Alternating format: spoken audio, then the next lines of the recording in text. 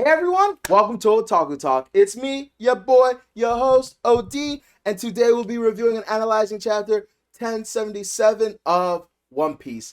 If you haven't done so already, or this is your first time on this channel, I would greatly appreciate it if you could do your boy a solid. Please like, share, and subscribe. Would mean the absolute world to me. I'm really trying my best out here on this YouTube.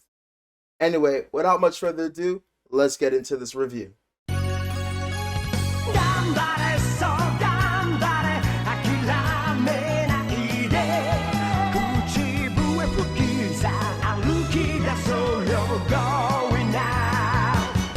Alright guys, chapter 1077 of One Piece.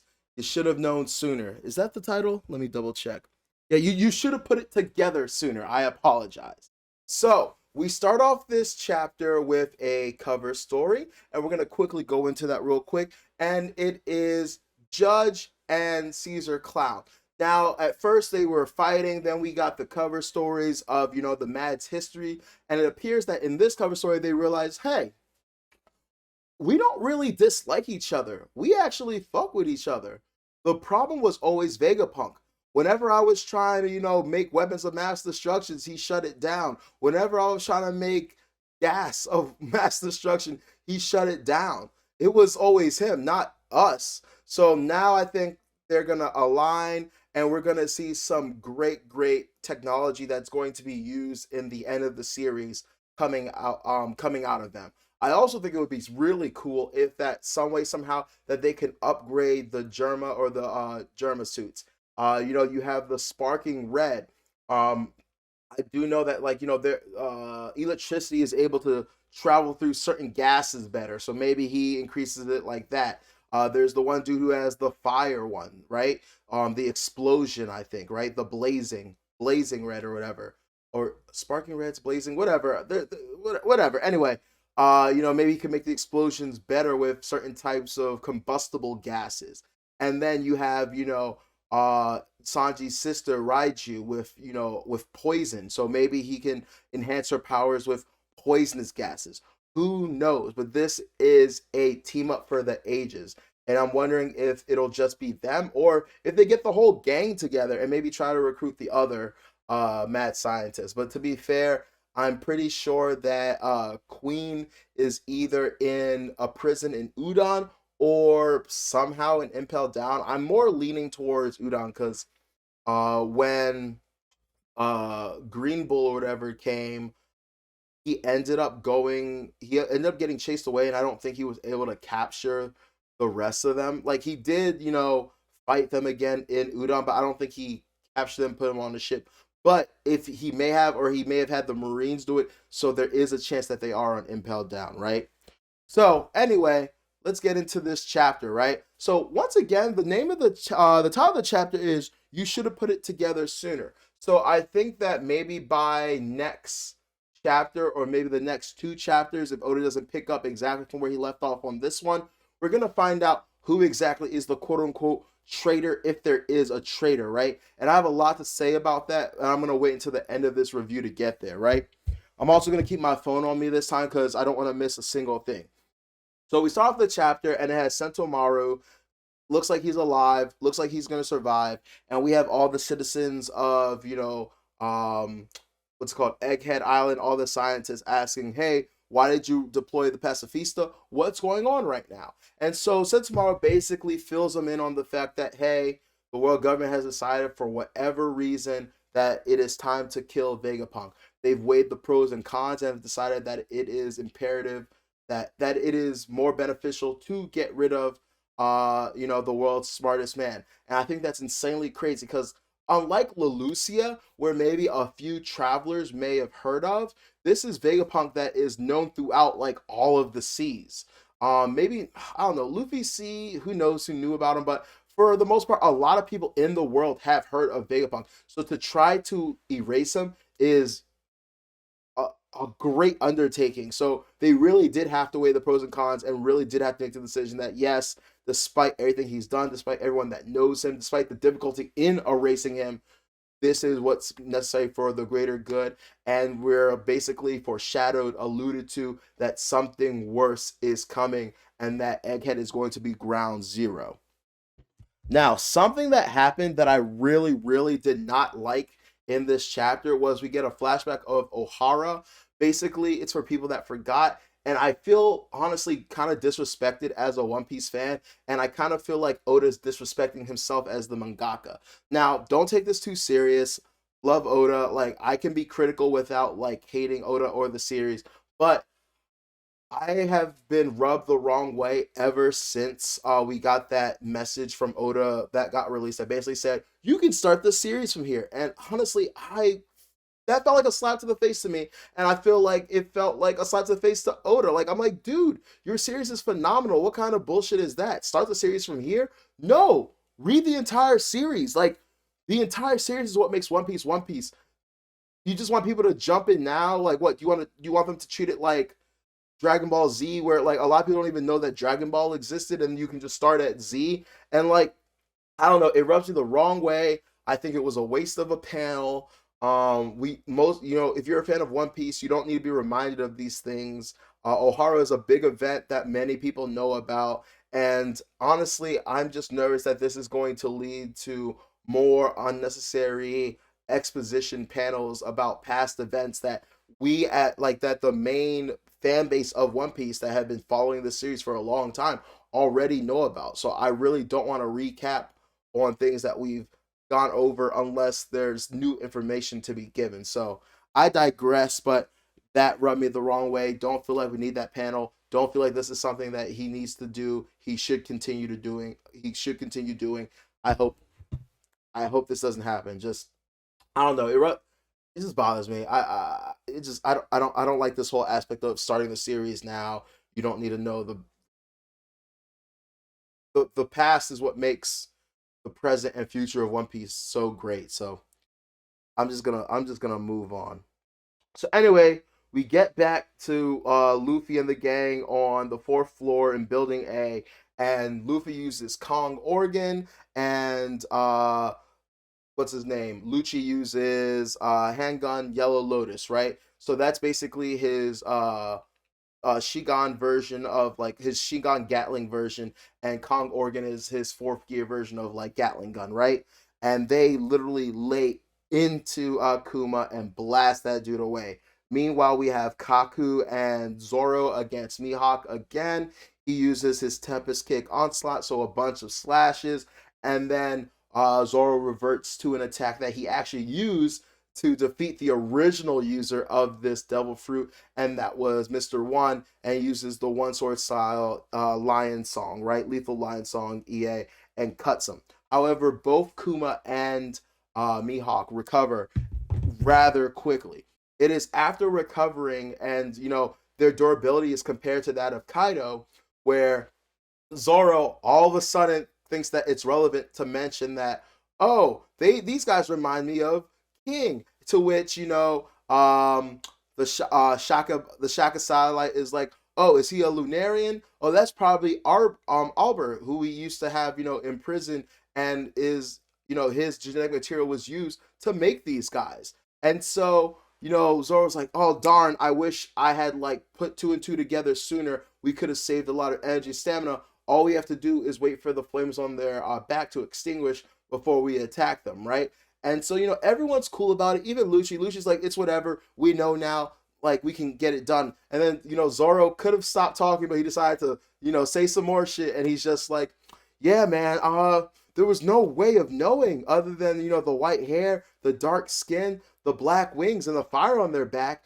And to which all of them literally turned to Zoro like, are you a moron, bro? Are you kidding me? You should have said that from the jump. So completely unforgiven. And I just think it's kind of hilarious how Kaku makes sense to react like that. Luffy makes sense to react like that, even though it's extremely hypocritical. Because if it wasn't Zoro who did something like that, it would definitely be Luffy that does something like that. But to see Lucci lose his shit and like it seems a little bit out of character, but we've been getting a lot of personality out of Lucci these last few chapters, which I'm very happy about because, like I said, everyone has always treated Lucci like this super stoic, super like I don't have a lot of feelings kind of character, and I never put that together. And so I'm finally happy that like Oda is showing like no, like this dude is like a dude too. Like yeah, he's too cool for school at times, but like at the core of it, like he's a human. He's a human in the One Piece world as well. He's gonna have certain quirks and attitudes and stuff about him as well. Anyway, Shaka decides that he's gonna go look for Vegapunk for some way. All of a sudden, he has some idea of where Vegapunk is, and you notice the moment that the Mihawk Seraphim hears this, he immediately tries to attack Shaka to stop him, but luckily Zoro gets in his way. So honestly, at this point, I really do think Shaka's out of the running. To be honest, you could say any of the satellites are out of the picture because it appears that like every single one has been damaged or injured or impeded in some way, shape, or form by the Seraphim. So it doesn't seem like any of them did it. But you could easily argue that's part of the plan. They want seem like that. Like like you can make the Boa Seraphim petrify you and unpetrify you when everything's done. You make the other Seraphim attack you and make it seem like you're injured. Like for Pythagoras, for example, I don't think he did it, but blow up my body. As long as I have my head, it's fine. I probably have another body stored somewhere. So like, it could be anyone and anything. And something else I want to mention is when it comes to this mystery, I don't know who it is, and I honestly don't care. Like when it's revealed, I'm gonna be like, oh cool. But like when it comes to mysteries, I get really annoyed unless I know the parameters of the mysteries, right? Right? Um, I don't like mysteries unless it is a mystery I know for a fact that we have been given all the clues and hits up front so that we can figure it out ourselves. If this is a situation, and honestly, I'm gonna be very real with you, it seems to be leaning this way. If this is a situation where it's a third party that we have not met or known about, then it's kind of a whack mystery to me. Not saying Oda's a bad writer, but like it's a little bit disingenuous to have a mystery where you don't have all the like we're not where us the reader aren't given all the information to solve the mystery. The best mysteries in like fiction form or like written form are when we're giving the necessary required information to come up with to come up with the actual solution. Not like I really don't want it to be, and honestly, this is what I think it's going to be. It's either going to be a Seraphim that we haven't seen yet, or it's going to be a Vegapunk satellite that we haven't seen yet or didn't know about. It just, like, in my opinion, it has to be one of those two things because I'm going to save it. Gonna save it towards the end. But it's got to be one of those two things. Now, anyway, we move over to floor, what is it? Floor 3 with Nami's group. So Nami is with Brooke and Edison, right? And I was super disappointed because we see Brooke head off on the ground, lying down. And I was like, really, Brooke? Like, I've always evaluated Brooke higher than a lot of people, but I always thought, he was a decent fighter that like could hold his own. So like I know these Seraphim are on the level of like their counterparts, maybe slightly weaker. Honestly, maybe stronger with their insane durability. Who knows at this point? The fact that they're like withstanding Kong guns and stuff, things that would have taken out their originals, is a little bit scary to me.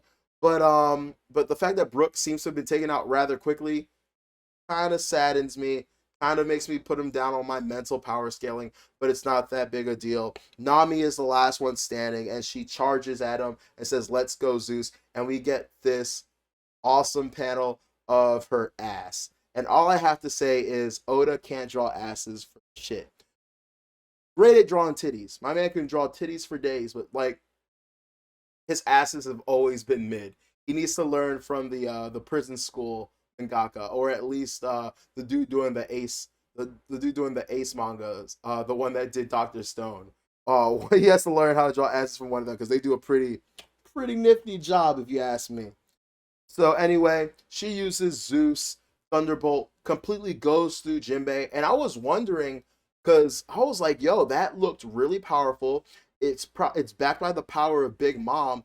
Is this going to be enough to take out Jinbei?" And we just saw earlier, Luffy, Zoro, and these other great fighters used some of the some really powerful attacks on the Seraphim and not stop them. I was like, she's using the power of a Yonko, as well as the fact that the fact of the matter is she has a type advantage, right? She's using electricity on a water creature. However, it seems like it worked at first, but then Jinbei falls into the ground and there's a splash. To which Brook picks up on the fact that, wait, splash. And he's like, shoot, he's not down. He's gonna pop out and attack, right?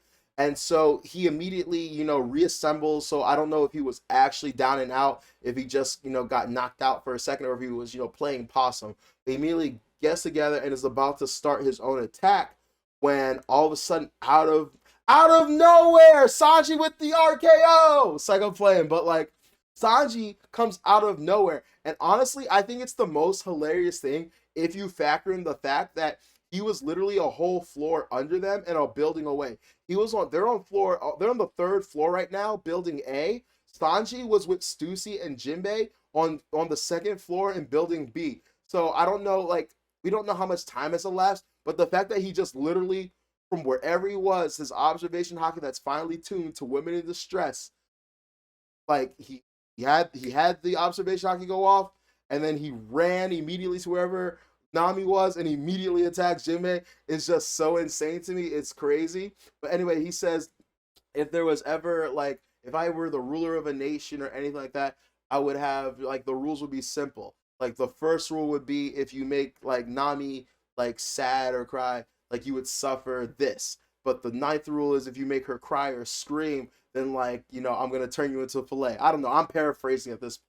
But he immediately comes in and kicks the ever living shit out of Jinbei. And something interesting that happens is we see his eyebrows go from in to out. And what we've seen from, what was it Whole Cake or was it Wano? I think it was Wano, where we first saw it. Could have been Whole Cake. I can't remember at the moment. We see that whenever he activates his germ of powers or abilities or anything like that, the eyebrow switches and becomes that of, like, his siblings and the rest of the. So nothing new there. I think a lot of people are going to be like, oh my god, his eyebrow switched again. I think this is just something we knew was going to keep happening. Kind of had an idea was going to keep happening, right? Next, we go to floor 3, and we're in building C. And, it is the Lila Vegapunk with Usopp and Frankie, and they are fighting the Boa Hancock Seraphim, right? And so she uses her bubble gun, and it touches Boa Hancock, or the S Snake, and it takes her out. And we find out very, very important information. And this is a question I've had the entire time. And did they inherit the weakness of the Devil Fruit? And finally, we get the answer, yes. I do think that's a little bit whack. I'm like, they're supposed to be the ultimate weapon, but they have, this glaring weakness, which I honestly think is going to come in useful later on. But they do have this glaring weakness. I thought that maybe, Vegapunk could have found a way to, like, edit it out. But I guess that, the exposition given of you incur the wrath of the sea, that's something that can't be controlled. So even though they didn't actually eat a devil fruit, these are copies. They're still beholden to the same weaknesses as the others, right? So anyway, they're getting worked, but Frankie's able to sneak up behind her with a giant bubble, place it on her, right? And it kind of seems like we've won, we've saved the day, but she tricks us. She acts desperate, adorable, and cute. And then the moment we fall for it, she starts petrifying everyone. It's super savage, but I love it. Part of me is annoyed. It's like, come on, guys. You know how she works. Like, you can't fall for this, but it's part of the gag. It's part of the character. It's part of the ability. So I'm with it. This scene in particular made me wonder two things, though. The first thing it made me wonder was, one, if Chibi Hancock petrifies someone, can Boa Hancock unpetrify them, and vice versa? So we literally learned, like, I want to say not even 10 chapters ago, that Boa Hancock says, and honestly, she could be lying. She could very well be lying. But she tells us that, hey, when I petrify someone, it doesn't matter, like, if someone else inherits the devil fruit, what have you, you can't unpetrify them. Whoever is the owner of the devil fruit has to be the one to depetrify them, right? Now, here's my question. This is a clone of Boa Hancock. Now, granted, it's also, a Lunarian clone, and what else? Lunarian, and I think, is there one other thing? No, just with the S snake, it's just Boa and Lunarian DNA, right? So technically, does it count as Boa? So would they both be able to depetrify people that the other has petrified because they're the same person? Normally, it would be no, but since they're technically the same person, quote unquote, will that work? So I don't know. Let me know in the comments what you think. Another question I have is, I think Essek is very important to understanding the Seraphim because, she, out of all the Seraphim, has been the one to show the most personality. Now, is she unique in some way, shape, or form? Is she more developed in some way, shape, or form? The only real difference between her and the other one is she's the only female Seraphim. Is that something going on? Me personally, I think that it just comes down to, once again, what we learned from Lilith when we first meet her, first see the sea monsters, and she tells us that, they are they are true to their inherent nature. And Boa Hancock's inherent nature is to talk a lot, for people to be beneath her. And so I think that's what we're seeing here. And if you think about all the other Seraphim that we see that barely talk, Kuma. Has Kuma been a big talker in throughout the entire series? No. Mihawk. Has Mihawk been a big talker throughout the entire series? No. Jinbei. Has he been a big talker throughout the entire series? Out of the rest of them, yes, but that's because he's friendly with us. That's because he's part of our crew. So, like, obviously we've had more dialogue from him. But I do think that all the other Seraphim are capable of talking, and they just don't want to. I'm not gonna say can't, because if they couldn't, if like they were given orders not to, then why is S Snake talking? So I just think it's a matter of they're being given these commands. It's kind of like the whole Edo Tensei thing where they don't want to fight, but they're being forced to fight against their nature because people like Jinbei probably don't want to fight. S Snake probably doesn't really want to fight. Mihawk, he's okay with fighting, but I don't think he's gonna like fighting under duress, like under like not having control. And Kuma's another one that doesn't really want to do this. So he's gonna fight begrudgingly, but I don't think he's going to talk. He's going to say anything. So I think that's what's happening there. But who the hell knows? You know what I mean? I have a theory that whenever we see S Flamingo, by the way, he's going to be a big talker as well. That's a big talker. Crocodile, I'm not so sure about, and Moria, Gecko Moria, I'm not quite sure about. But yeah, man, looks like everyone from Usopp to Lilith is completely petrified, and I can't tell if Frankie is only partially petrified or if it's gonna spread on him like a virus or like something like that. I think he's just gonna be partially petrified, and he's gonna have to figure out a way to do something. I know, like, it's kind of scary that a lot of the crew is petrified right now, but I think that's Oda's way of letting us know, like, based upon everything we know, at some point the control of the Seraphim is going to be given back to the good guys, and she's gonna undo it because there's no way these guys are gonna be petrified. Like, there's no way. Anyway, Shaka finally gets to the bottom. He goes to the underground old Devil Fruit Research Laboratory, and he goes to where the CP0 agents and the Celibody are being held captive. It's also something interesting is this is probably where everyone they took DNA from was experimented on. So probably maybe like Kaido and Albert and stuff. So I don't know. I kind of feel bad about that. It's kind of weird how how like Vegapunk is a pacifist, but he's done kind of like these like human experimentation things on people. So it's a little bit weird, right? So anyway, when they get down there, he finds them, and Dr. Vegapunk, the real Dr. Vegapunk, is like, "Who did you bring with you?" We hear katak, katak, katak. See a gun. Gun gets fired. Shoots Shaka.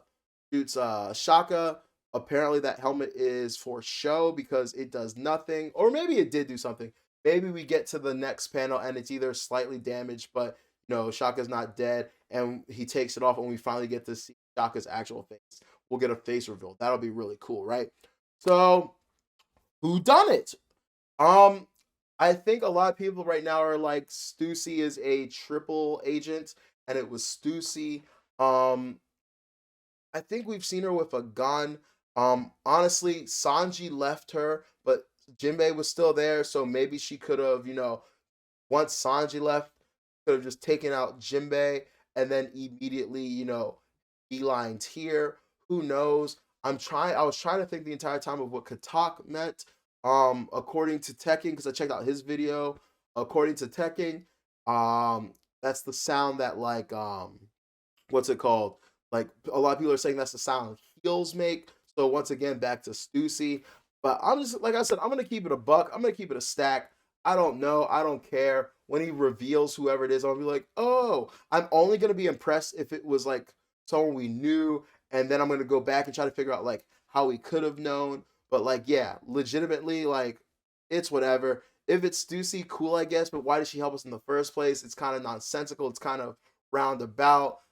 How did she get, I don't think it's Stussy at all, because how did she get one, how did she get Vegapunk down here while also at the same time, being with Sanji and Jinbei? Also on top of that, these CP9, 8, and 7 agents, or whatever they are, have been here for like months. They're the ones that, CP0 accused Lilith of doing something with earlier. So this has had to have been someone that's been here for quite some time. So who could it be? Once again, theories are a satellite we haven't seen yet, or a Seraphim we haven't seen yet. But if it's a Seraphim, how is he controlling the other Seraphim? So, oh, and the last one is maybe it's Punk Records run amok. Maybe it's developed some form of sentience. Maybe it's developed a personality. We've seen before inanimate objects. We have ships, swords, what have you, develop souls and personalities. So maybe the intelligence in and of itself has taken all their like individual personalities, come up with its own contingencies and whatnot. Maybe it started kidnapping the CP agents because it knew they were a threat. Who the hell knows? Your guess is as good as mine. If you have a better theory, I would love to hear it. So yeah, that's it for this week's chapter of One Piece. Super interesting. Who done it? We're gonna find out. Also, want to know how strong these Seraphim are with their durability. Are they completely? Is it just canon at this fact that no matter what, no matter how strong you are, as long as they have their flames, you can't hurt them? Because that seems really OP. Like, there's no way that there isn't someone in the One Piece world that cannot damage a Seraphim when it is completely like flamed on, right? Also, speaking of this, I said this during the Zoro versus King fight, and I still feel the same way now. Despite this workaround about being able to, penetrate them while their what's it called, their flame is up. Pause. I just feel like Zoro is a swordsman, and he wants to be the best swordsman. And he has repeatedly stated he wants to be able to cut anything. And I had this whole idea in my head that, after he cut steel with Mr. One, there was going to come a point where he was going to have to cut like diamond with, like Diamond Jozu or something. Maybe they would have a fight and he would have to, surpass his limits again and cut diamond. And the final test would be he would like clash with Mihawk, and the final slash of that fight, not only will Mihawk's sword be cut, but Mihawk will be cut a little bit, or maybe Mihawk will concede once his sword is cut, because that's like a swordman's greatest pride is their sword, and the fact that he has this Owazumano grade sword. It's a black blade, and it's probably coated in his hockey. Like, the durability has to be insane. So for Zoro to be able to cut through that would be quite an astonishing, achievement. And so part of me, I was very dissatisfied when the King fight ended with, instead of him overcoming King's durability, he circumvented it. And we're kind of seeing it again, where instead of these characters overcoming the Lunarian DNA, they're gonna have to circumvent it. And I'm just like, for other people, that's cool. Like Usopp, I want to see that kind of thing from Nami. I want to see that kind of thing from Brook. I want to see that kind of thing from. But from like Sanji, from Zoro, from Luffy, I want them to be like, I don't give up how durable you are. You gonna feel this, and especially for Zoro, bro. Zoro's supposed to be able to cut what he wants to cut and not cut what he doesn't want to cut. Cut these motherfuckers, bro. But anyway, I digress. Thank you for checking out my review. This has been chapter 1077 of One Piece, hosted by me, your boy, your host, OD. Thank you guys for tuning in so much. I really appreciate it. Please, if you enjoyed this video, please make sure to like, share, and subscribe. It would mean the world to me. Let me know if there's anything I can do better. Let me know if there's anything I missed. Let me know if the mystery is actually obvious as hell and I'm dumb. And also let me know, how do you guys feel about what I said earlier, where Oda basically told everyone, hey, you can start One Piece from this point, from from the post Wano arc till now, and now that he's going to be giving like little panels of exposition for things that happened earlier in the series. Am I tripping? Am I bugging? Or is that cool with you? Let me know. Anyway, take care. Peace. Bye. Have a great